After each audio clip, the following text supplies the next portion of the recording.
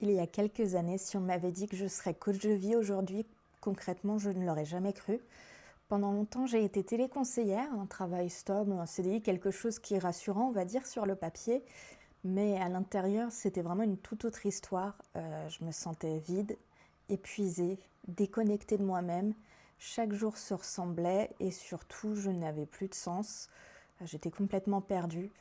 À cette période-là, ma dépression, elle était très présente. C'est pas juste une baisse de morale, vraiment une vraie lutte intérieure. Me lever le matin, c'était compliqué.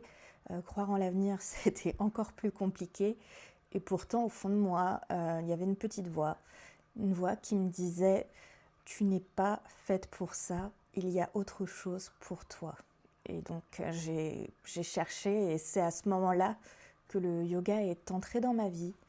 Pas comme une discipline comme on voit sur Instagram où faut être souple, faut faire des trucs trop beaux, mais vraiment un outil de survie presque. Ça m'a aidé vraiment le yoga à respirer à nouveau, à revenir dans mon corps, à comprendre mes émotions, à me reconnecter à qui j'étais vraiment concrètement, à sortir de ma zone de confort. Enfin bref, ça m'a aidé avec beaucoup de choses. Et petit à petit, j'ai commencé à me former. Donc yoga, développement personnel, mais ça faisait depuis 2019 à peu près que je m'y intéressais.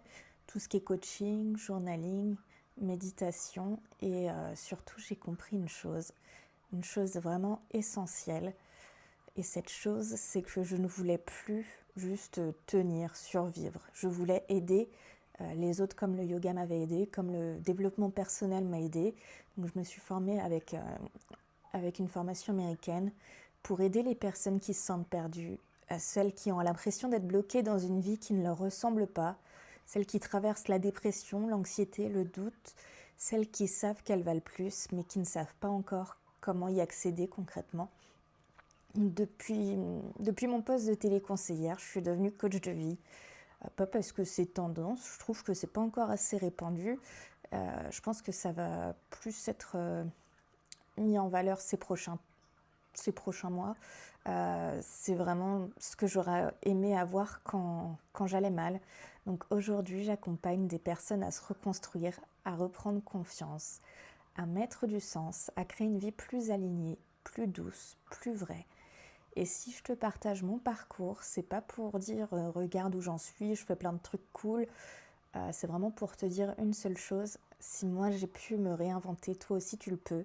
Donc même si aujourd'hui tu te sens au bout du rouleau, si tu doutes, si tu sais pas encore vraiment par où commencer, que tu es un peu perdu, c'est pour toi.